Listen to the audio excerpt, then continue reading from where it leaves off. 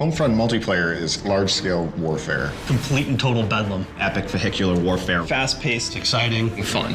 Homefront multiplayer takes place during the occupation wars. This is the time when the Korean army was invading the US after a deadly EMP attack and cyber attack. The remnants of the US military are kind of off, still trying to hold on and fight off the Korean invasion as best they can. The battles really take place in various locations, from suburban cul-de-sacs to department stores to a highway interchange, so you get to experience a wider swath of America.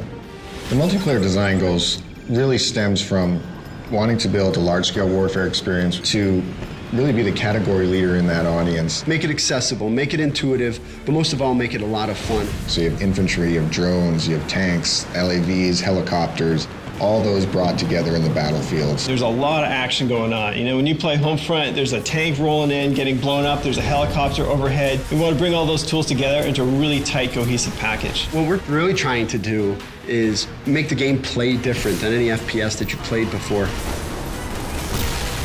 The whole idea behind vehicles and Homefront is you should get in and start having fun right away. This is not the kind of game where you need to spend 2 hours learning how to fly a helicopter. Battlepoints really gives us an in-game economy. So you're doing actions in the game, and every one of those actions is earning you points. So Battle Points basically allows us to put a price on each vehicle, to put a price on every special weapon. Rather than just saying like, oh great, you captured that objective, here's some experience, we're saying, hey, you captured that objective, that's great, now here's a tank. You can buy everything from tanks, helicopters, to drones, to additional ammo for your RPG. The idea with Battle Points is buy what you want when you want it. So if you're fighting a vehicle and you need a new rocket launcher, you can pick one up right on the fly. The near future setting for Homefront gives us the ability to bring in some near future technology like drones. What drones add to the game is a lot of new and interesting types of ways to fight your enemy and to fight them without putting yourself at risk. I may spawn in the game initially and deploy my recon drone, and I start marking different targets.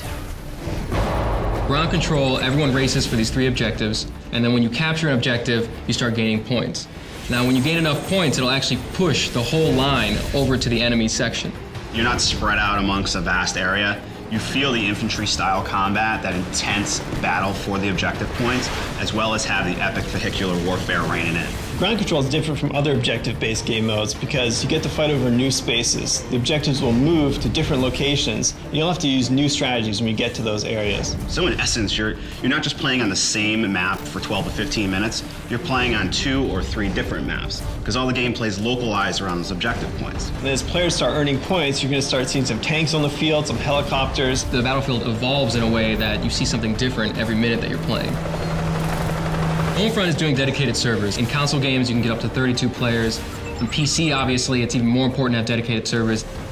After Homefront ships, I'm probably gonna kick back by playing Homefront and destroying noobs online. It's interesting, as a developer, you have pretty much like one day where you know a lot more than everyone else at the game. After that one day, you're getting your ass kicked like everyone else.